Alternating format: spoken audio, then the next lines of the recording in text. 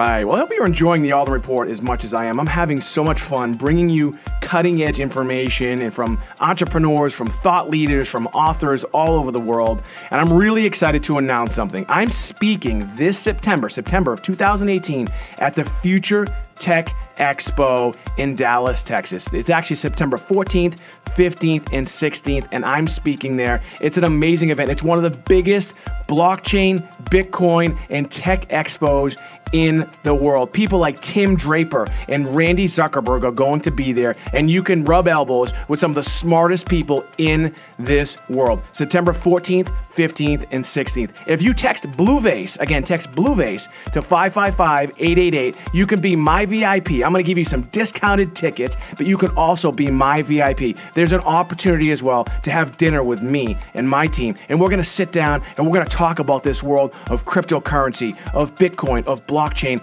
and the future of technology. Again, text Bluevase to 555-888. If you want to be involved in this world, if you want to grow in this world, if you want to take advantage of the biggest opportunity of your life, then you need to be at events like the Future Tech Expo. Again, text Bluevase to 555-888. I'll see you there.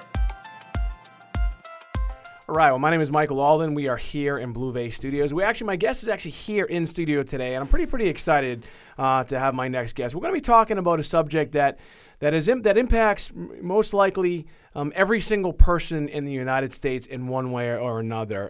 He has an amazing story. He's been impacted by addiction, again, like many of the people that we know. For me, it's something that's very personal. For those of you that know me, I have had a lot of family members that have had some major addiction challenges throughout their life. And my next guest, his name is Jason Hyland. He wrote the book called Stop Thinking Like That, and I've known him for a little while, and he's got a really inspiring story. But what I really love about his stories is that it's relatable, and when you read it and when you understand it, it's something that, you know, the average everyday person can read it and say, you know what, if I've gone through that, or if I know somebody that's going through that, and you get a copy of his book. I've read the book. I don't have it here with me. It's actually due out in June. I think it's really going to help people. So I'm really excited to have him here in the studio. Jason, thanks so much for being my guest. My pleasure. Thank you for having me, Mike. So let's start for a second, and just tell our viewers and listeners a little bit about yourself. You're obviously from the North Shore. Tell us a little bit about where you grew up, how you grew up, and then we'll just kind of riff from there. All right. I'm born and raised here in Beverly, actually. Bring the mic a little closer. Born and raised here in Beverly, and growing up was just all about sports. My older brother, older sister played 3 sports. I played 3 sports. It was just all basically we knew. It was just ingrained in us to play. Went to a good all-boys Catholic high school, played baseball and football there, and then got the opportunity to basically choose my college for either sport, and I chose baseball down in Florida, University of Tampa. Why'd you choose baseball as football? I always wondered that. People always have that decision. Why'd you choose baseball? Is it less injuries? No. More money? I knew I had a chance to make it to the major leagues. Okay. In baseball, I didn't have a chance in the NFL. All right. And baseball has always been my number one. It's been my passion. It's been my everything since the beginning. So right. It was a pretty easy choice. I played in Florida before for AAU tournaments, and when I got down there, it was everything I wanted it to be. Right. And it was a great experience, but that's where kind of the partying started. Right. And my sophomore year, we made it to College World Series. Let me stop you there for a second, because I know this guy a little bit, so we're from the same town. So, but before that, though, you know, I talked about my family, right? And my family has been riddled with addiction. I know that you definitely have some family members that also suffered with addiction. Tell me a little bit about that. What was it like? I mean, your father was an alcoholic, right? Yes, unfortunately, right. He passed away on Christmas morning 2 years ago. Yeah. From alcoholism, so I saw it firsthand exactly what the disease of alcoholism does. I right. saw the body go from this big brute Hulk, as I thought, to... Because he was a great athlete in his day, right? Back in the day as well, right? Absolutely, softball and hockey. Yeah. And, you know, it definitely wore off on the kids, which was great, but it also, the gene wore off on me in regards to the alcoholism. So I didn't realize it at the time when I started drinking in high school and college. Right. But now looking back, I absolutely understand where it came from and how it got to the point it did. Did you think back then, you know, growing up, because again, a lot of households with kids that grow up, it's a very common story. Addiction then passes on to them, and we can get into the debate whether or not it's genetic or not. But growing up, in that environment, was it a problem in your family, or was there chaos in the family like some, or did you just think your life was just normal? For me, I thought it was normal. Yeah. But I also knew none of my friends growing up had that type of, family dynamic, I guess you could say. Right. And were there some issues? Of course, like any other family. Right. We definitely had some more major issues that I really don't want to digress too much into. Right. But there were problems, yes, and I realized later on that wasn't normal. What I thought was normal of having that type of lifestyle was absolutely not normal. Right. But, again, it didn't really kick into me until much later in life. Yeah. Yeah, and it's difficult again as you're a kid, and you just don't know what else is, like you said, what else is normal until it's maybe even it's too late. So the reason why I bring it up too is because in where we grew up, and it seems as though that drinking was not that big of a deal to, like you said, high school. High school kids were drinking. I think I started drinking in the 8th grade, and it just didn't. Our parents knew about it, and the way our parents, addressed it, it was almost like it was just kind of a rite of passage. And for some, it's not really an issue. But there is also a lot of people where that's where it all starts, right? Yeah, absolutely. And you hear it a lot in the halls of AA that I knew it right from the first drink I had. Now, it's hard for me to fathom that. I certainly didn't. I was just having a good time. Like you said, it seemed like everyone else would. Right. It was the rite of passage. And it's just going with the flow, the progress of being a young adult into adulthood and so forth. Right. So I didn't see anything wrong with it really at the time. I still don't, to be honest with you. Right. And I started when I was 16. Yeah. Did you get in any trouble at all when you were in high school? Did you get any alcohol related incidences that when you look back on it and say, man, maybe it was starting then? Yeah, there was a couple fights. Yeah. Where I seem to always be stepping in front of my friends and taking care of their battles. Yeah, I feel that, man. My mother likes to remind me of that to this day. Right. I'm always fighting everyone else's battles. Right. And she's right. I never really focused on trying to take care of myself. I would take care of everyone else. Because right. One thing I really don't like is seeing, people getting picked on. And right. people who can't defend themselves. Right. And when that happened, I would step in, and of course there was alcohol involved in those incidents. Right. Right. So, all right. So you're a great high school athlete, and again, I think your story, and like I said, I've read his book. We're here with Jason Hyland. He's got an amazing story. We're going to get into his whole story about addiction, about recovery, about how to properly train your mind, and it's just a great story. So if you're already up into this point and you really want more information about Jason, you can just go to Jason-Hyland, and by the way, it's HYLAND.com. You can pick up his book, Stop Thinking Like That. It's available now for pre-order on Amazon, so you can pick that up. It's available digitally as well. Did you do an audiobook as well? Are you going to do an audiobook? I'm going to. I haven't got it. Probably he's going to have that available as well. So again, we're talking with Jason first about the beginnings of his life, and I wanted to get into that because I think your story is very common. Not some of the successes that you've had, but it's common where it all kind of starts, right? Because I've seen it. So you get to college, and you're this stud athlete, and things start to things feel like they're great. But tell us about that first experience being there as that stud athlete, and then how things maybe started to go down the road that they shouldn't have. Well, it actually started my freshman year. I was a walk-on at Tampa, mm-hmm. and I started after my third game as a freshman, playing right field, batting like 7th or 8th, and it was the first time in my life I failed. Mm-hmm. I wasn't doing what I was used to on the diamonds, and so it definitely got the best of me. I didn't know how to handle it, how to handle the failure, and my attitude changed. The drinking probably increased, and my coach just released me down to the JV team.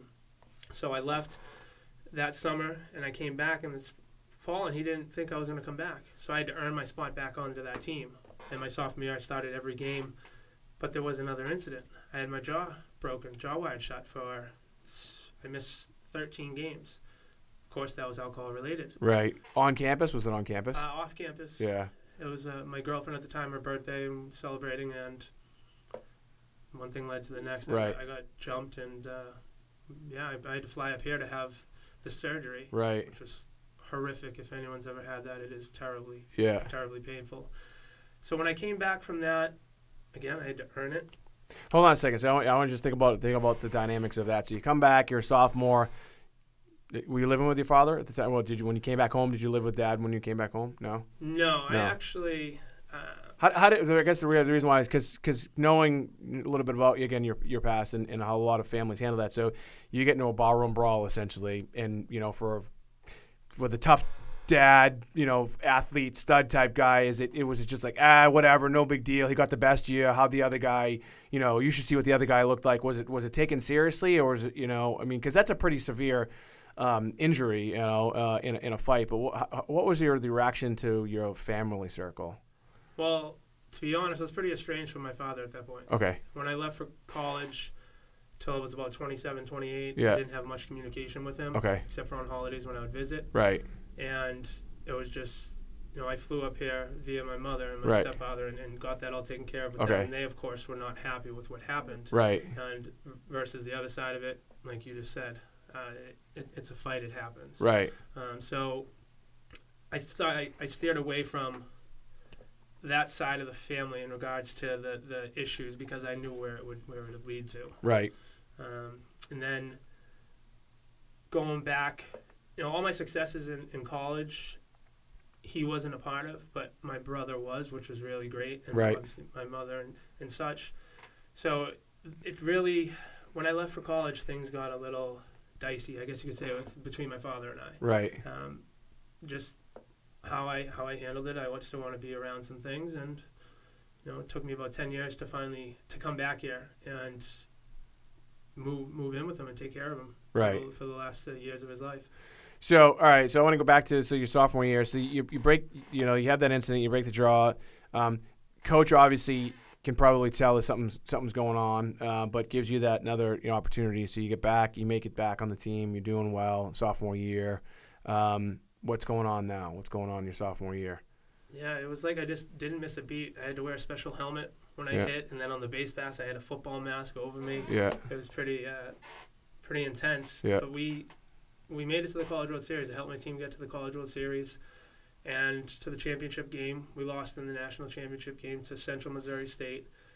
And as we're sobbing in the dugout watching them pig pile, I hear my name over the loudspeaker, and it's MVP of the College World Series, Jason Hyland. So it was a very bittersweet moment. It was bittersweet because obviously my goal going there was to come home with a ring. Right. Instead, I come home with a absolutely incredible honor in front of my brother, my mother, my stepfather, my girlfriend at the time. They were all there to witness that. So it was a great moment in that regards. Right. But the team aspect, we didn't pull it off. Right. But that's really what set things in motion in regards to the major leagues. The draft was absolutely going to happen. The major leagues were a possibility, like seeing what I was doing, what I was producing against who I was producing. Right. So that's your sophomore year. So at that point, when you talk about the major leagues, did you feel as though, or did you know that you were being looked at? I mean, was it a real possibility? Because I thought I could play D1 because of my size, but I realized when I went to a camp actually with your stepbrother Kevin, I realized no, I can't. But but when you're there playing at that high level, was it pretty real to you? I mean, were there scouts coming to games and things like that, or? Yes, absolutely. So when I returned from my junior year in fall ball, I had a long discussion with my coach about where I was and where he saw me going. Because your junior year is when you can get drafted. Right. In baseball, you have to wait till at least your junior year in college. So I had everything right in front of me. It was all lined up the way I envisioned it years ago, and it was coming to fruition. But then an incident happened. Yeah. The last straw at Tampa, and I was just kicked off the team. A month into fall ball. Yeah. And it was because we had a recruit staying with us, a high school recruit. Took him out to the bars. A fight broke out. Again, I jumped in for my friend. Right. I got injured. The coach just the next morning said, "You're done. I'll grant you your release," which was a blessing. And best of luck. What does that mean? I'll grant you your release. It means I didn't have to take a year off. Okay. I could play immediately. Right. Somewhere else. Yes. Right. Yes. Yeah. And I was devastated. Right. I was absolutely devastated. My parents, were devastated. Like, here we go again, it seemed like, because like now you can see the incidents are starting to creep up and add up. And were you one of those kids? I mean, people talk about natural abilities, and we have to for a whole nother podcast. But were you one of those athletes that you could go out to the bars the night before and play in a game as if nothing happened? Yes. Yeah. See, that's a problem, right? When you look back on it, right? Absolutely. Yeah. Because it's like, oh, I can get away with it. Right. If you go out that night till 2:00, you don't have to be at the field till 4. Right. In the afternoon, you have a great game. Like, oh, I can do that again. Right. And then it's how it it increases, and you lose control before you know it. That's for sure. And that's important, right? For a lot of people, like student athletes, whether they're in high school or they're in college, if you think about that, because the reason why I bring it up, because I know guys that I went to college with that were exactly like that. They were just naturally great athletes, but yet, I always had to work at it, and I wasn't even anywhere close to some of these guys, and they were out all night drinking and doing drugs, and they just get them on the field and just set records. But then at some point, it catches up to you, right? You're not always going to be 18, 19 years old. Yeah, absolutely. It starts catching up to your body, and your body starts reacting the way it should from partying all the time. And it's funny, I think back to all the kids I played with, whether high school or college, that actually made it to the major leagues. Right. Made it to the very high levels. Right. Almost every single one of them never partied, never touched alcohol or drugs. And it makes sense to me. Because if I did that, I absolutely would have been in the same predicament. Right. But no, that wasn't the choice I made, obviously. So, all right, so take me to your junior year. So we get to your junior year, then what happens? We make it out of the junior year? What happens? Yeah, we transferred to a school in California. Yeah. One of the Cal State schools, Chico State. Mm-hmm. I sent my resume to a handful of schools when I got released, and I got 2 scholarship offers: Boston College here back home, and Chico State. Chico State lost in the College World Series in the national championship the year Hold on, before. let me pause for a second. So Boston College, which is I don't know anything about Chico State, but we're here in Boston, so we know Boston College is a great school. So your grades must have been half decent, right? Yeah, I graduated the prep with just under 4.0. Wow. But your college grades must have been decent too then, right? I mean, if Boston College is going to take you. They haven't fallen off at that point. Yeah, oh, okay. All right. So they were still, so your grades are still acceptable at that point. Yes. Right, yes. okay. And all right. I chose to go to Chico over Boston College because, one, baseball, they're a better team. Right. It's plain and simple. They are a better team, even though it's D2. Right. We win 7 out of 10 times. Right. The other part was the majority of kids I played in high school with or played against were already on the team at BC. Yeah. So I wanted to do something different. Right. And I'd never been to California, so why not? They lost in the championship game my freshman year. I lost my sophomore year. Mm-hmm. Let's see if we can come together and figure it out and try to get to the top there. And we did. We made it to 2 consecutive College World Series. So I went to 3 in a row, but we never won anything. Wow. Unfortunately. But, what position did you play? I forget. Center field and right field. Okay. Mostly right field after my freshman year. Yeah. So you graduated there? Yeah. Yes. Right. Yes. So you finished up there, but during that time, obviously things from an addiction standpoint aren't really getting any better, right? So is it mostly alcohol?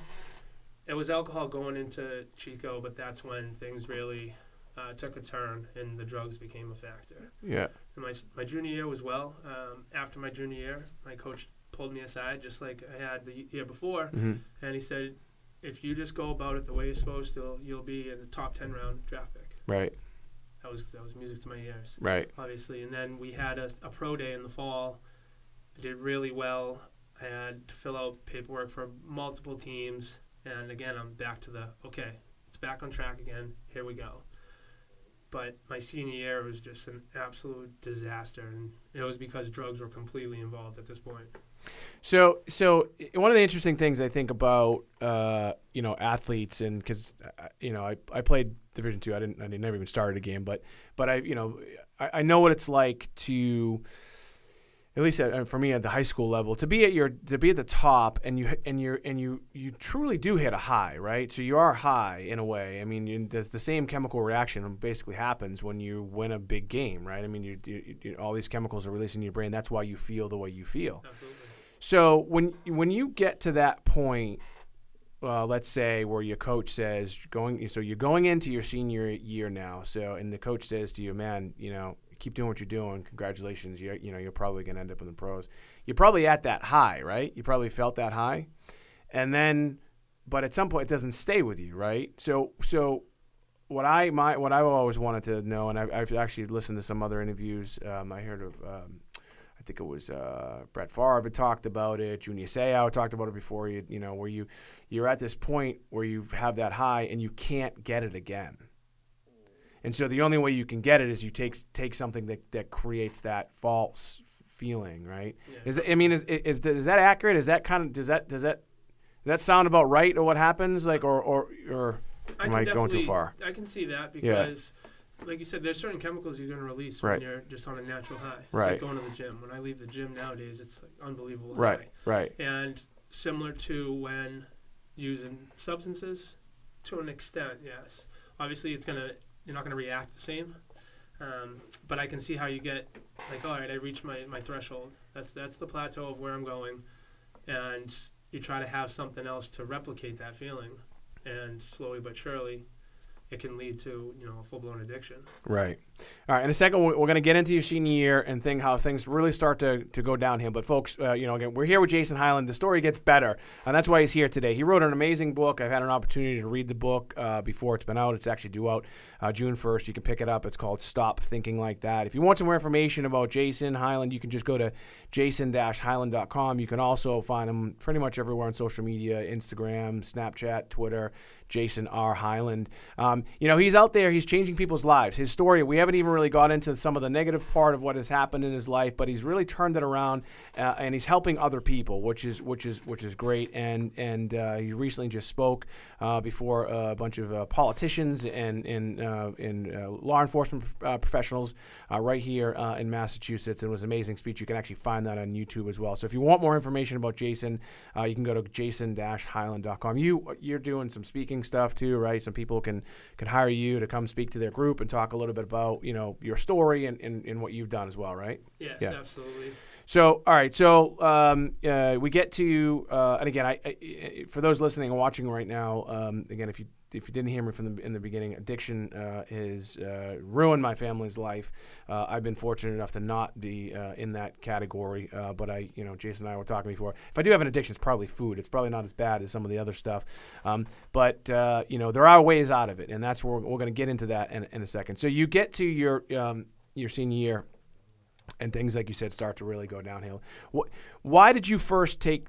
Why did you first take that first drug? I'm guessing it was probably like an oxy or something, or when people are drinking, that's usually what they do. Like, I'll just pop a pill, right? I mean, tell me about that experience, and what was, looking back on it, what do you think was really going through your head when you said, I'm just gonna take that leap?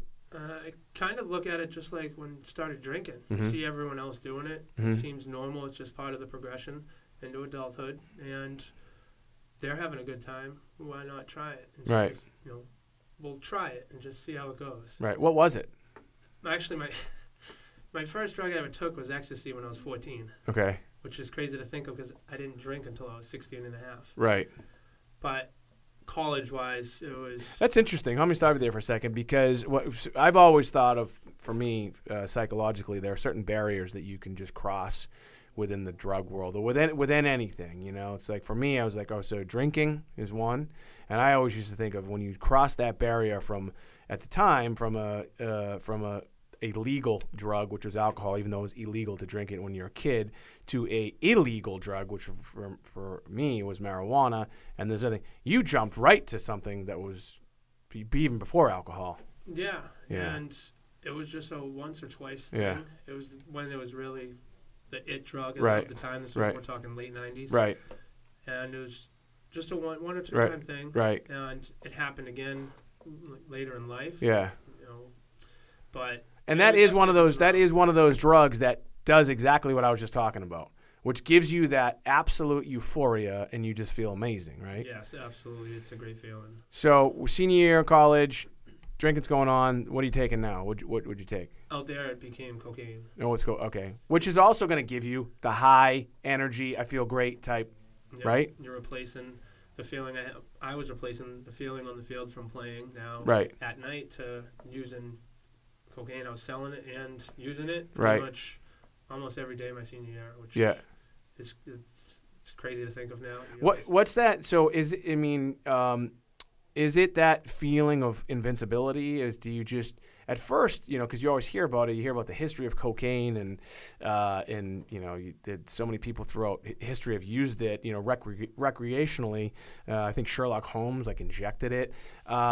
So I mean, when you're taking it, what's it really feel like? For those who has never taken, I've never done cocaine. So I mean, I've taken stimulants, and people say, well, it's kind of like that. Tell us what it's like what do you feel like when you first do it? Thinking about it now, I get sick to my stomach. Mm-hmm. I truly do. It's this feeling of absolutely disgust. But when you're doing it and not abusing it, you're gonna feel that quick high. Mm-hmm. You feel like you can socialize, talk with anyone, mm-hmm. and you can feel kind of like alcohol, the life of the party, so to speak. And you're continuously going. Right. People start winding down. You're just getting ready and keep going. Right. And it allows you to drink a lot more. Right. There's no doubt about that. And so the party lasts a lot longer. Right. The next morning usually isn't as fun, obviously. Right. But so that's the problem too, where you see, and you can almost tell. I've been around people that that you can tell they're doing something else because of the amount that they're drinking. And they just continue to do that. So yeah, that next morning is got to be. I mean, so you, for those of you that have drank before, you drink, you wake up, you have a hangover, you feel like crap. As you get older, like me, I don't recover as well, so I try not to drink that much anymore. But if you're taking that stimulant that's making you feel better and speeding you up, and you're drinking more, the alcohol is still having the same effect in your body. It's just you're able to keep your adrenal glands going. I don't really know.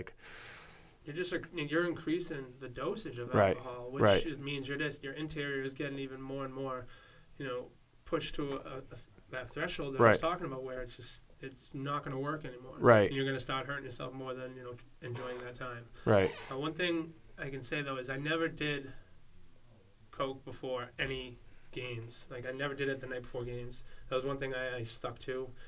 For what it's worth. So no basketball diaries type thing? No basketball diaries, no Josh Hamiltons. Okay. And I couldn't do that. I was too scared. Mm-hmm. I was honestly too scared. Yeah, but it's interesting. I've heard of guys that played baseball at your level, and Adderall was seemed to be the drug of choice. I remember actually a friend of mine told me he actually got drafted by the Red Sox, and he said that when he would take Adderall, not on a prescription, someone else's, that he could almost see he could see the laces on the ball, and it was almost like the ball slowed down because he was able to focus.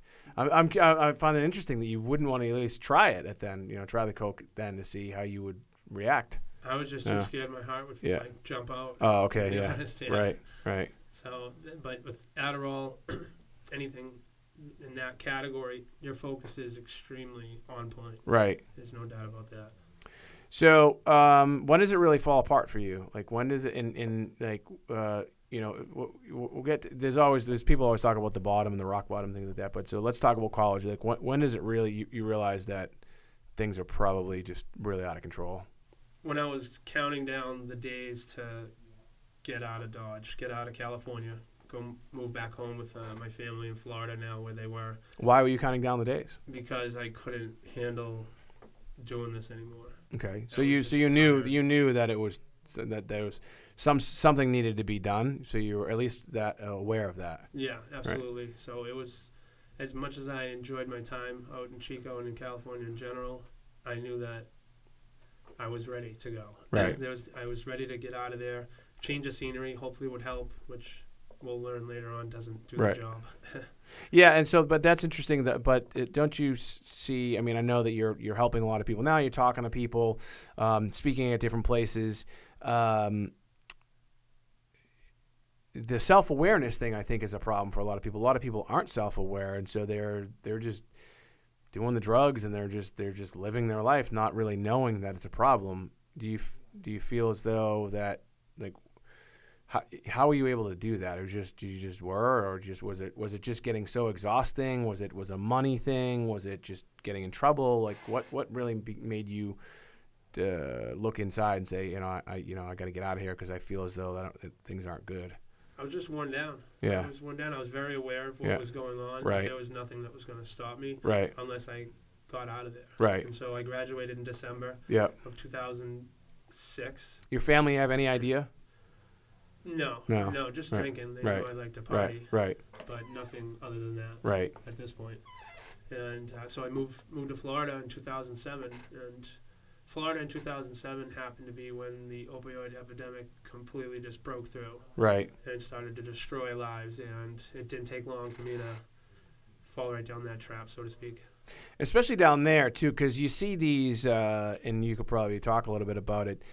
These compound pharmacies and these pain clinics that are very, very. They're like literally in every corner in Florida, where you can just go to a doctor into his office, and you walk out of his office to the left, and it's the same building, and it's his pharmacy, and he's selling you the opioid. It's just this weird. I just can't believe that it still even exists. And then you hear about people up here and up north who will drive all the way down to Florida and just go to meet these doctors at these pain clinic, mills, and they're just pumping these drugs out.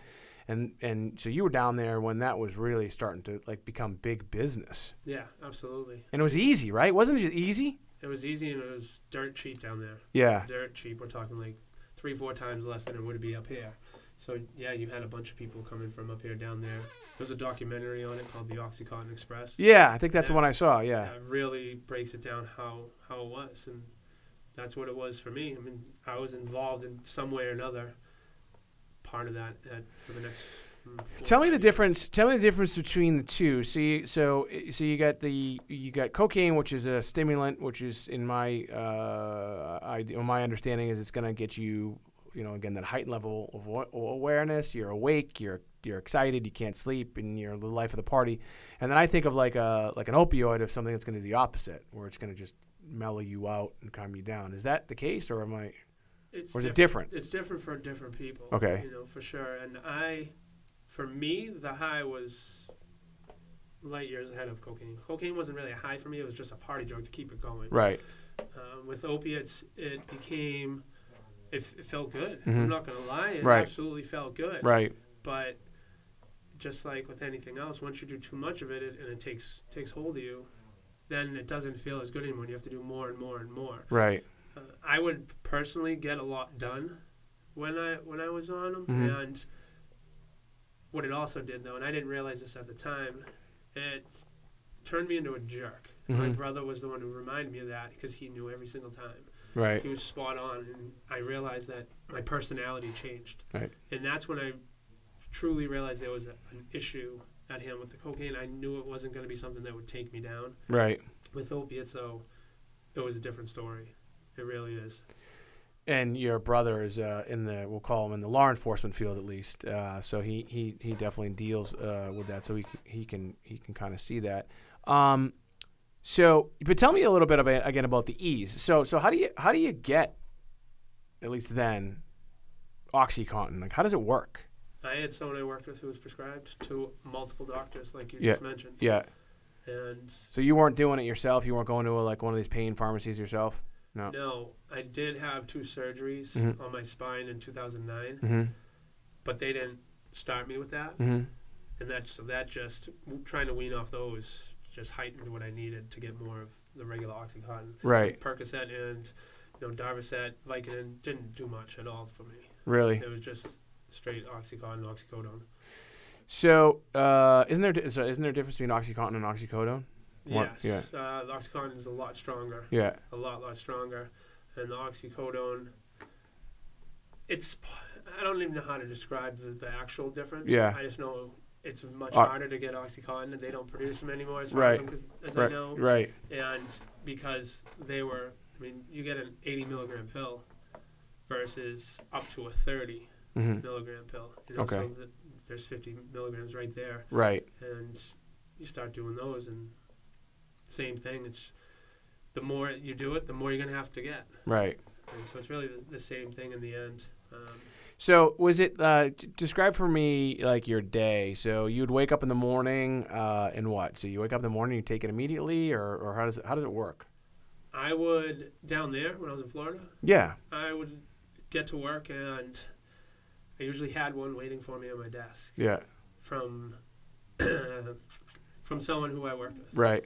Needless to say. Right. And it helped me make a lot of money. Right. Helped me make the company a lot of money. Right. And you know, that was once lunchtime hit. Yeah. Probably have to go get more. Right.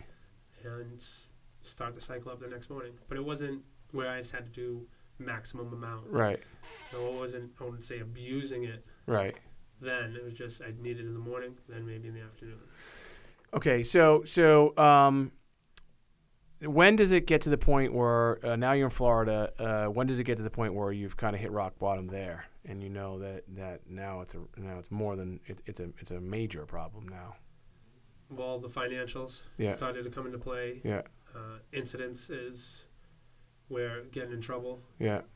Things that I started doing things I would never ever do. Yeah. If I was just normal Jason. Right. You know, if I wasn't high or wasn't drinking. Right. And I lost every job, every girlfriend. So it started taking away the things that really mattered to me. Right. You know, baseball was long gone at that point. So now the new things that took over that I became in love with, mm-hmm. you know, became my passions was work, which was I was in sales, which I loved. Right. And, you know, a girlfriend. And it just wiped out all those. There's just one after the Did your girlfriend? What was your girlfriend's deal? Did she know, or was she also none using? of them knew. There wasn't just one. I had right. And they didn't know. No. But they found out at some point. They must have, right? No one in Florida, as far as I know. Right. No. Really? No. It was hidden completely. No one knew. Huh. You become That's hard an to do, isn't it? Manipulator. Yeah. When you're an addict, you absolutely can get away with anything. You learn how to get away with anything. So, all right. So you're going through that stuff. You're in Florida, and you know, again. So, folks, again, if you're listening right now or watching, we're on with Jason Hyland. He wrote the book "Stop Thinking Like That." It's available on Amazon right now for pre-order.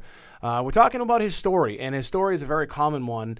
You know, well, not all of it, but there's a lot of common elements to the story where you may have a family member or a relative that has gone through the same thing, and maybe they're going through it right now, and maybe they're having trouble trying to get out to the other side, you know, and break through so that they can get back to the life that they know they want to live. So, you know, Jason's telling his story. It's a very, very inspiring story. It's a very, very honest story. I've read the book before it became available. So, you know, if you want to be inspired, okay, we're not all talking about just about addiction, but it is about addiction. It's about recovery, and it's about inspiration, and about really overcoming anything. Again, hence the title, Stop Thinking Like That. So if you want some more information about Jason, you can just go to Jason-Hyland, and the last name is Hyland. You can also find him on Twitter, Snapchat, Instagram, Facebook, Jason R. Hyland. So you started with the alcohol. Actually, we started with ecstasy, alcohol, cocaine, OxyContin. You're in Florida. Things aren't getting any better. What happens next? Well, I did what any addict would do, and I blamed it on the environment I was living in. Right. So in 2010, I moved back here. Right. So I was gone for roughly 10 years between Florida and California, and I moved back up here to get away from it all. Right. And so when you move, so you move from California, figuring that I'm going to leave here, I'm going to go to Florida, and so you know that move, and somehow in your head is people don't know, like you said, but you're in a way trying to help yourself. At least you thought you were moving from one place to another, right? That's kind of what you're doing. Like a fresh start. Right. So you knew that, all right, I'm going to come. So or at least your goal was, all right, I'm going to go from California to Florida. I'm going to stop doing drugs.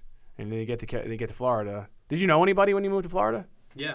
Oh, you did? So I moved back to Tampa where I went to school. So so that's a problem right there. So then you come back. Now you come back home. You come back to Massachusetts, where we happen to be. We're here in Beverly, Massachusetts. And so what happens next? It didn't take more than a couple months before I found more OxyContin. Right. And well, did you? So at that point, you have to be full blown addicted physically, right? No. No. So you could go days without it? Weeks? Days, not weeks. Yeah. Probably. It was getting to that point. Right. You know, it wasn't to the point where I needed to have maximum every single day. Okay. You know, that's what I considered for me was when I was full-blown addicted. But right. It was affecting everything I did. Right.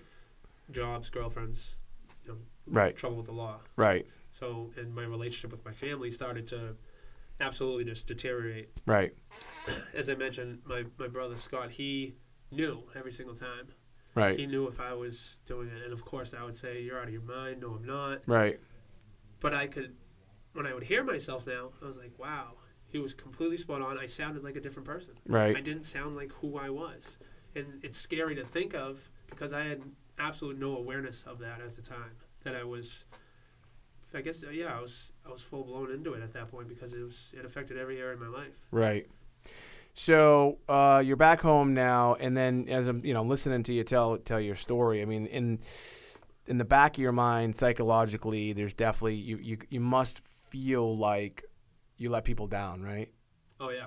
Right. So because you were supposed to be that kid coming out of high school that was going to be a professional baseball player, and now you're not, and that's got to hurt, right? It has to. Absolutely. Yeah. I felt like I let myself down, obviously. Right. I let my family, all my friends, the community, my high school community, and then the community of Beverly. Right. Because it was always seen or thought that Jason Hyland is going to play Major League Baseball. That was just how it was. Right. Since I was in Little League, literally, is how far it goes back. So coming back here was it was difficult in regards to the shame and guilt I had. Right. I didn't want to, go into Stop and Shop. I didn't want to run into people. Right. And so forth. But there was no really hiding anymore. And by the time I got up here, Oxycontin was very prevalent up here. Right. And it was started to do what it's doing now, I guess you could say. By the way, so just so you don't know this story, but I actually remember watching you practice at a tryout indoors at Beverly High School, and when you were in Little League, and I'm a few years older than you, and that's exactly what people were saying at that point. You were being looked at, and you were like 10, I think. And people, were saying how you're going to go pro. So what he's saying is not just made up. I mean, I remember that because your brother was also a great athlete and also a great baseball player, and even was looked at by some scouts as well. And so that was in the family. So, okay, so I don't want this whole thing be all about the negative stuff, but so I'm thinking, I think, there are so many people out there, and the reason why I wanted to talk about how you felt about your family members, because I think a lot of people have that at some point in life where you feel like you just disappointed people, right? And you just feel like you let people down. But it's such a much bigger level, I think, from you, because since you were a kid, you were supposed to do all these things, and now you didn't. And here you are today. You've written a book, which is an amazing accomplishment. You and I have been talking a lot about your book since pretty much the day you started. It's a big deal to get to where you're at today. How do you start to mentally change that process and just almost not forget about it, but just recognize that, hey, it happened. I'm still young. I have a lot of things I can do with my life. When does that start to happen? How do you do that? How do people do that? I know you talk a little bit about it in the book, but like, what happens? What's that moment? I think a lot of people feel. I know I'm trying to get you to answer the question, but I think a lot of people just feel like they're lost, and then and that it's over. They fucked up so bad that it's just over, and that's not the case, is it? No, absolutely not. I mean, I was at that point. Right. For the last 3 to 4 years, was completely every single day was that point. Right. Every single day, I was drinking and drugging without my permission. Right. What that means is I didn't want to. Right. I didn't have any intention to. I didn't want to go to the Packy by 7:55 every morning. I didn't want to have to make 3 trips to Lynn every single day. I didn't want to do that. That was the last thing in the world I'd want to do. But I didn't know how to stop it. I also was completely consumed by it, and I gave up on the family. I felt they gave up on me, rightfully so. Right. Which in reality they didn't. I was so mentally not there.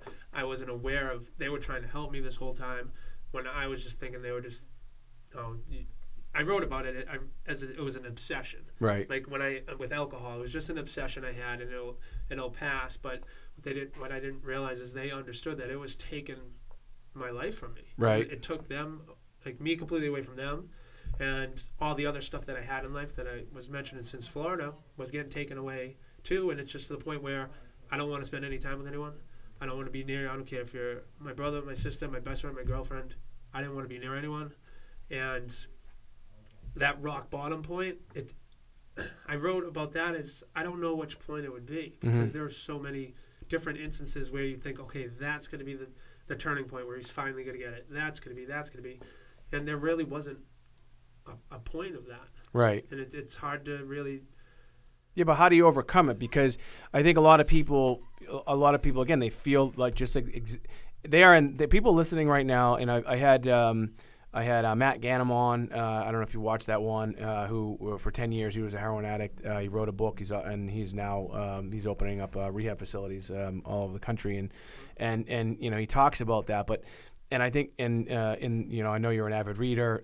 In the book Outliers, there's that story about the woman who just lost everything, and then ultimately something just clicked. What clicked for you, and how did you how did you get there so other people can get there? When I got the courage to say help me. Right. The two most difficult words in an addict's vocabulary is help me. Right. No ifs, ands, or buts about it.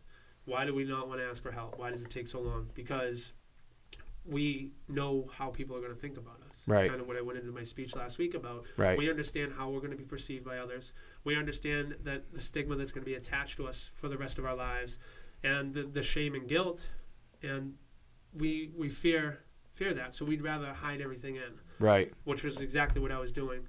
So when the point came, July 23rd, 2017, that I just became honest. I guess the best way I overcame it, I surrendered. Right. I completely gave up. I had nothing left that I could possibly do to drink again, to drug again, to do anything, because everything was completely gone from me. And I'm talking empty as could be. Right. And I spoke with my brother that day about some things that have happened, and I finally I broke down, and I was honest. I was honest for the first time in probably a decade. Right. Like complete honesty, like nothing held back. Right. And I told myself, okay, the next day I got a bed in a detox facility, and I walked into that bed, and I say this often, I walked into that room, rather, with open arms. How did you get that bed? Because, I have family members that have gone into rehabs, detox centers, and there's a difference between the two, right? How did you get that bed? Because I've done it before for family members. It's not easy. No. So what'd you do? Well, I knew of a place in Danvers. Right. And that's the one I'm talking about, the CAB program, right? Yeah. Right. And I contacted them. Actually, I got a bed like 3 times that summer. So I was trying. Okay. I was trying to get the help, but I wasn't ready to completely give in and commit. And I just called. Everything that happened on the 23rd was meant to happen. Right. It's the best way I can describe it. And I called while I was at my parents' house. They lived down on the water, and I was looking out at the water, and I just called right then and there. I knew that there was going to be a bed open. Right. I knew that I was drinking at the time. That would be my last drink I'd have. And 9 a.m., I got a bed. Right. And so I walked into that facility. My mother dropped me off. The only time we really saw each other or spoke for a while, other than she would come to a couple of AA meetings with me. She was trying so hard. Right. And I just, again, I couldn't see it. I couldn't accept it. I couldn't commit yet. So she dropped me off, and I walked in that facility just with those open arms. And I said to myself, and I said to whoever was there, you tell me what to do, and I'll do it. Right. Just make sure I can never go back to that life. Whatever you tell me to do to assure that I will not go back to that life ever again, I will do. Right. I don't care what it is. I don't care how hard it is, how painful it is, how much blood, sweat, and tears I'm going to shed. Right. I will go through it to make sure that I never go back to that place, because it was hell, period. Right. It's the best way to, there's no other word for it. So that place that you went to in particular, again, I know family members that went to it, but initially it's only a 7-day program, right? Yeah. And so I know they have an extended one called the HEAT program. I think it was called, or it used to be called that, which is like a 9-month extended thing. How did you get beyond the 7 days, or there, or what happened from there? Because you're seeing rehab facilities pop up all over the place, and there's a reason why. There's 2 reasons why. 1, because of the addicts, and 2, because of the amount of money that's being made. So you made that phone call, probably got kind of lucky to get into that place. How do you stay there? And how long did you stay there for? I was in the detox for 8 days. Right, that's usually what it is, right? Yeah. Yeah, 8 days, and when you get there, you pick 3 to 4 different places around the state that you want them to try to get you in for further treatment. Right. Which is called the holding, CSS. Right. Or TSS, and you can stay at those places anywhere from 3 weeks to 3 months. Do you need insurance? No. Okay. Mass Health. Okay. Mass Health covers all this. Right. by the grace of God. Right. That one. Right. So on the 8th day, they couldn't find a place for me. The only let me backtrack. The only place they found for me was in Lynn. And I told them, you're out of your mind. Right. I can't go back to that place. That is what just cut me down and brought me to my knees. Right. So they said, well, we can't find anything else. So I signed my paperwork, my discharge paperwork. I got my certificate for completion. And I'm waiting for the bus to come pick me up to bring me back to Beverly. Not knowing what I'm going to do. I had no place to go home to live. Right. I had only the clothes that were in my bag. Right. No access to family, friends, anything. Right. And lo and behold, a gentleman who was supposed to go upstairs, which is Danvers has the CSS up there, he gave up his bed because his wife was in the waiting room, and he wanted to go home with her. And it was... Is that the program I'm talking about? I thought it was called the HEAT program. Is that the one that's like 9 months or something like that? Is that the one? No. I think it's all different now because Leahy took because Leahy took it. All right. Okay. Yeah. All right. So, yeah. So he left and then opened a bed upstairs. Right. And I just got on it and went to every person I could. Please give me that bed. Please give me that bed. And the next day I was upstairs. Yeah. And I was up there for 3 weeks. Yeah. During my initial... When they do all my paperwork and bring me upstairs. Like your intake or whatever? Yeah, I have to have another intake. Right. I had the one at the detox. Now I have to do one into CSS. And the gentleman who was doing my intake asked me if I knew of a program called the Link House. And I told him I didn't. This was all new to me. I've never done this before. Right. And he's like, well, you seem like a good fit, because he was going through my paperwork. And I was like, okay, can I get a little bit more information? He did. The next day I called for my phone interview. And then you have to call every Wednesday to just check in, to show them that you're still interested. Typically the wait's 2 to 4 months. The 31st day of my entire... August 24th, I was in the Link House. Right. I went into the detox July 24th. So in less than 1 month, I went through detox, CSS, and now I was in the Link House. Okay. Which, again, typically 2 to 4 months. But everything just fell into place for me. Right. And those things were telling me, okay, you're on the right track. You're doing the right thing. Just keep listening to what everyone tells you to do. During that time, so I think it's important that what you said earlier, that, and we'll go back to what you said, is our people...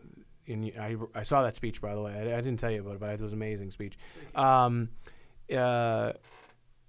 that time when you submit to the fact that you realize those two difficult words of, help me. So you're getting that help. What's going on in that facility as help? And because, again, the title of your book is Stop Thinking Like That. And I think it's a remarkable achievement to be where you're at today so quickly. And to be able to write a book in and of itself is amazing. But how do you change your mental state from that despair, and you were candid and you were suicidal and you felt like a failure? So you're in there for the first. When does that start to change? When does your brain because your brain chemistry physically changes. When does that start to happen? Is it something that happens in there? Are they saying to you, hey, read these books, do this, do that, therapy? What's going on inside? Well, definitely none of the above about reading those books and therapy, because most of the people they see in there, they're doing what's a spin dry. Right. So they'll come in for 7 days, 10 days, whatever the case, and sober themselves up enough till they go back out. Right. And what I learned... Sober themselves up enough so they can go back out and take the same drug or a little bit less of it and have that same high. And then what happens is they take the same amount they took before they went in, and then they overdose and die. Absolutely. The number of times that's happened that I heard, it's incredible. Right. And for me, like I said, I was just going to do whatever was told me. We would meet in groups. We had 3 groups a day. We had 2 commitments come in. Now, commitment is people from outside of the community who are sober, and whether it's through their AA program or through any of just a group that likes to come in and talk. So usually 2 to 4 individuals will come in and speak for an hour. And when those started coming in, and I started hearing stories that, okay, these people are okay now. They're dressed nice. They're well maintained. They had their Dunks coffee. I was completely envious of that stuff. And it's something so little, but it made me want, okay, I'm going to sit up front. I'm going to listen to what they said. And if I can find one thing from every single person that comes in here, which again is twice a day, then that's more for me moving forward. More for me to put in what's called a toolbox for if that situation comes up further on in life, and just like more ammo to go. So in a way that is therapy. Is for, you know what I mean? It's correct, group therapy, right? Yeah, group therapy, right. absolutely. Yeah. Yeah, you're gonna get that group therapy. You meet with your counselor maybe once a week, but you're just going over your progress and trying to get to somewhere else. Right. If you want further treatment. Right. A lot of people don't. A lot of people after there they go home, like we were saying. Right. And for me, initially I made a commitment of 90 days with my brother and my family. And after the 30 days, I was all in, because it's a 6-month program at the Link House. Okay. And so it would be total 7 months for me away from family, friends, my dogs. And I said, 7 months for the rest of my life. Right. 7 months for the rest of my life. 7 months for the rest of my life. I knew I could do it. I knew I had the capability to do absolutely anything. What my mom always said, you can do anything you put your mind to. Absolutely, as true a statement as there is. If we really want something, which I talk about a lot in the book, if you really want something, you can go out and get it. It's just up to you to put in the work. Right. And so I knew from past successes, whether it's on the athletic field, in the classroom, and in jobs, that I always ended up being at the top of everything. So there's a lot of there is, I guess, a lot of your own internal self-coaching and telling yourself that you can do that. And when you and I I'm thinking about what you're saying. When you say leaving family, fortunately, at least you weren't married with kids. You didn't have a mortgage and some of the stuff that a lot of people do have. You talked about in your speech, like what's your definition of an addict? Yeah. Is it that lawyer who's taking heroin during the day and someone doesn't know? Is it that doctor? Or is it all these other people? So those people, they're so far into their lives, and they get to the point maybe where they have given up, and they're like, wow, now not given up. I mean, where they get to the point where they've submitted, so to speak, and they're like, well, 7 months, man, that's a long time to be away from your kids, your job. But what's the alternative?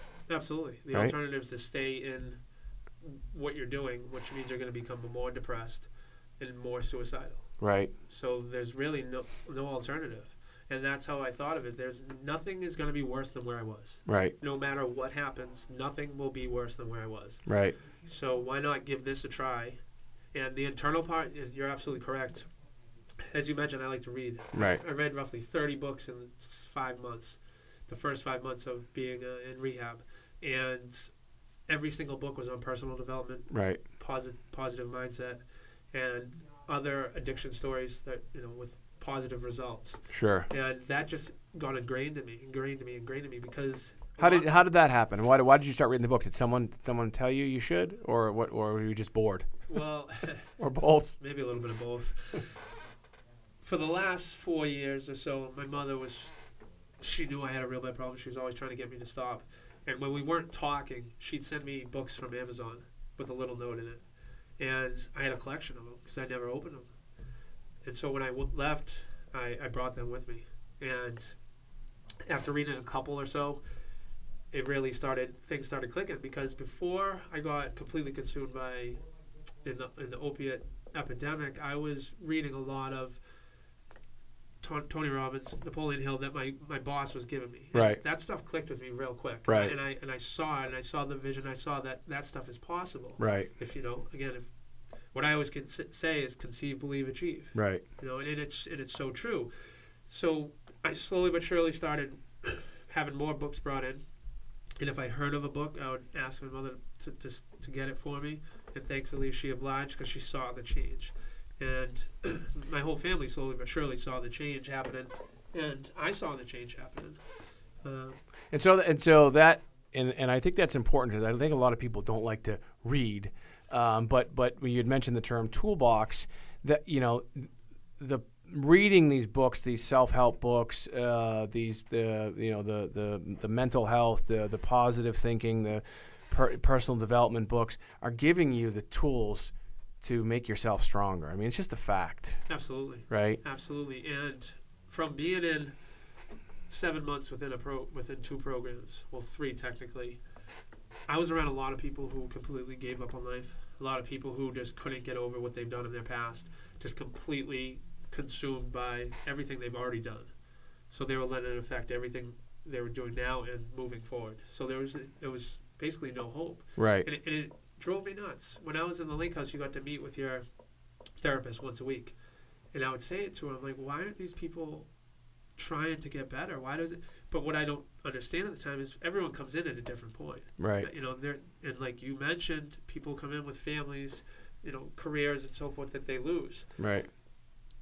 But I go back to, well, anyone can do this. Right. If I can, why can't anyone else? All I did was have a different mindset. Right. That was the number one thing that got me through 6 months in one house with, you know, I'm living with upwards of 18 different addicts and 18 different personalities from 22 years old to 65 years old.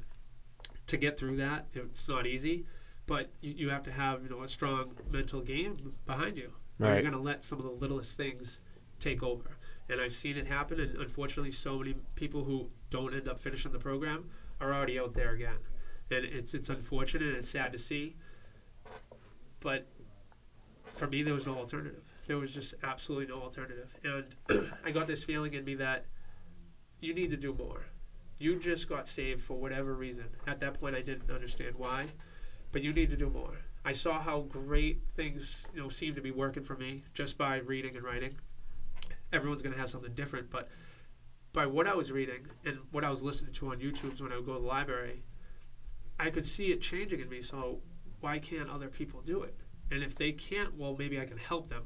Right. Help them do it. Right. And that's where the book kind of came into play. Something was just telling me to keep writing, to keep writing, to keep writing. Now, 3 months into sobriety, people are like, all right, kid, just stay sober. Right. When I tell them I'm going to write a book. Right. Because who's thinking you're again, going to write a book? That's the negative thinking, right? I mean, they're not thinking like you, even though you can understand what they're saying, but that's being negative, right? I mean, just plain and simple. If you hadn't read some of those other books right before, maybe you would have just given up, but yeah, very possibly. Right. And what I always think about is there's always an exception to everything. Right. If there wasn't, we wouldn't have some of the great people of our time. Right. We wouldn't have certain individuals, Zuckerberg, Steve Jobs, so forth. Right. Obviously, I'm not comparing myself to them. Right. But they went against the norm. Sure. They went against everyone telling them you're crazy. Right. No way. You're not worthy. Right. And basically, that was what I was doing. At the end of the day, and I told my stepfather, I told Paul this, if I write a book, if I finish this and nothing else comes of it, I can say I wrote a book, which was pretty damn cool. Right. And it kept me sober. Right. So it's a win-win no matter what. Right. And that's the subtitle to my book, no matter what, actually. Right. Because we get these bands when you graduate the Link House. And it's just it says no matter what? It says no matter what, Link House on the other side. Yeah. And we get these to remind ourselves, no matter what, don't pick up. It doesn't matter what the situation, what's going on, how bad it may be, do not pick up. What does that mean, do not pick up? Don't start drinking or drugging. Oh, okay. Yeah, and it stuck with me. So once I knew we got these, is when I added it to the book, which was a couple months in. Does it get easier? I mean, and here's another thing. And when you think about where you're at, you're not that far. I mean, it's an amazing accomplishment, but every day they say it's a struggle. I don't know. Fortunately, I've been I've just been lucky, I guess. But does it get easier? Is it getting easier? Do you I know you probably hear this question a lot. Do you wake up every day? Are you thinking about drugs? Are you thinking about drinking? Can you go to a bar and hang out? Like, what's it like, in recovery? Well, I can honestly say since the day I stepped into a detox, I have not had one urge to have a drink. Right. But that can't be common. No. Right. It's definitely not. I'm on certain medication. Maybe that's a big part of it. Right. Which I got in March, but I never took until, there's 4 more months I could have had. But right. It all happened the way it was supposed to. Sure. That and... So there are medications that are out there. We don't need to get them, but I know there are things like Suboxone that are out there. I don't know if there's other ones that help people. So for those who feel like they're not mentally strong enough, there are things that can help that hopefully isn't just going to be an alternative to the drugs that they're taking, right? Yes, absolutely. Right. I'm personally not on any of those right. in regards to my opiate right. habit, but people that are, it's keeping you from putting a needle in your arm, right. then absolutely take it every day. Right. That's a whole other topic on the stigmas. People who are taking Suboxone or methadone right. or the Vivitrol shot, they're looked down upon like they're still taking a drug. Right. So they're not completely clean. Right. Well, that's bullshit in my eyes because he's not sticking a needle in his arm. He's not putting his life in jeopardy. Right. Or others in jeopardy at the time. Right. And it's keeping him clean or him or her to what what they're trying to do. So those drugs are absolutely critical for some people. And I was on Suboxone about 4 years ago, and it worked for me. Right. It worked for me for 4 years. Right. And if I didn't have that, I don't know if I would even be here, to be honest with you. So this might be one of my longest podcasts. We've gone a little bit over an hour, and I want to kind of bring it full circle. First of all, I want to have you back because I'd love to talk to you about some of my concerns, I think, with the drug epidemic, and I love the fact that you're out there trying to do something. So if someone who's listening right now, who's watching right now, who's in a bad situation, struggling with addiction, really feel like there's no hope, what sort of advice can you give them right now? Well, if they can see me right now, I'm the living example. If they can hear me, my voice is an example. Because 8.5 months ago, I was going through people's trash collecting cans so I could buy nips the next day. I was stealing endless amounts of money from my family. I was thinking of ways of how to end my life. I didn't have any family, friends. My body was completely, I didn't recognize myself, to be honest, and no one did. And to be sitting here, that's proof that it can happen to anyone. Anyone can get to where I'm at or get to a point where they're happy with their life if they want it. It's really as simple as that. If you want change, then you'll change. Nothing changes if nothing changes. You hear that a lot in the recovery community. So if you want it, you can have it. Now, I know that might seem like you're completely hopeless and there's nothing going on for you, but what I just said to you, look where I was. Do you think I had any hope? Do you think I had any ambition or drive I'm still going to live out the life I want? Absolutely not. But all it takes is that, taking that first step.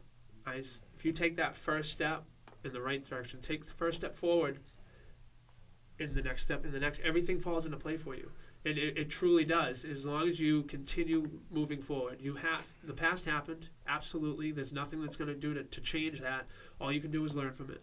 All you can do is use that to make yourself a better person. Learn from it so if those situations come up again, now you know how to handle it. Now you have a better grasp on the circumstances surrounding things. And once you start getting the days behind you, you start seeing your body physically change back to normal, like just showering and brushing my teeth, things that I would do maybe once a week when I was at my worst.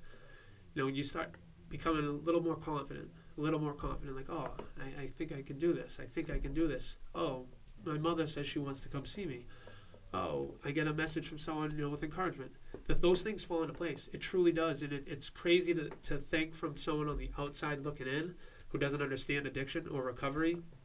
But if you're doing the right things will fall into place for you. It just takes getting up, taking that one step forward. Once you do that, the sky's the limit. I truly believe that. I'm living proof of it. And that's why I'm doing what I'm doing, because I want others to understand that they can too live out the life that they always wanted. It's not the end of the world just because you're in recovery. A lot of people think that too. If they're like, oh, I'm in addiction. If I get better, I'm still in recovery. Well, you can do whatever you want. It's up to you. Right. And that's the best way I can put it. Just grab on to anything that can just get you up off the ground and one step forward, and then things fall into place. I love it. Again, folks, we've been on with Jason Hyland. He's the author of Stop Thinking Like That. It's available on Amazon right now for pre-order. He's got an amazing story. It's been probably one of the longest podcasts I've had on because he's a real guy, and he really put it out there. And there are a lot of people, whether it's you listening right now, watching right now, or it's a family member, and you're struggling and you feel as though that there isn't a way out. Pick up Jason's book. You can also find some more information about Jason at Jason-Hyland. It's HYLAND.com. You can find him on Instagram, Twitter, Snapchat, Jason R. Hyland. Again, last name is HYLAND. And again, this book is already changing people's lives. He's committed to helping other people, and it's a really, really inspiring book, and it's a great read too as well. I read it, had an opportunity to read it before, so pick it up. It's available for pre-order right now on Amazon. Stop Thinking Like That by Jason Hyland. Jason, thanks so much for being my guest. My name is Michael Alden, and we'll see you soon. Thank you very much.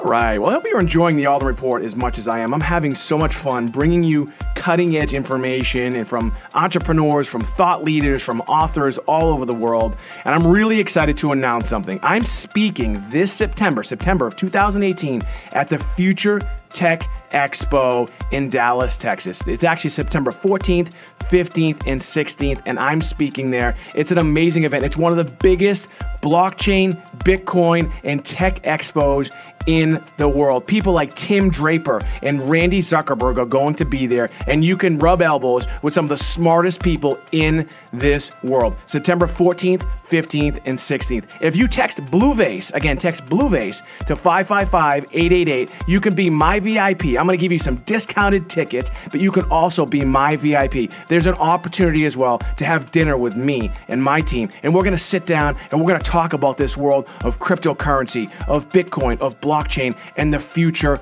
of technology. Again, text Bluevase to 555-888. If you want to be involved in this world, if you want to grow in this world, if you want to take advantage of the biggest opportunity of your life, then you need to be at events like the Future Tech Expo. Again, text Bluevase to 555-888. I'll see you there.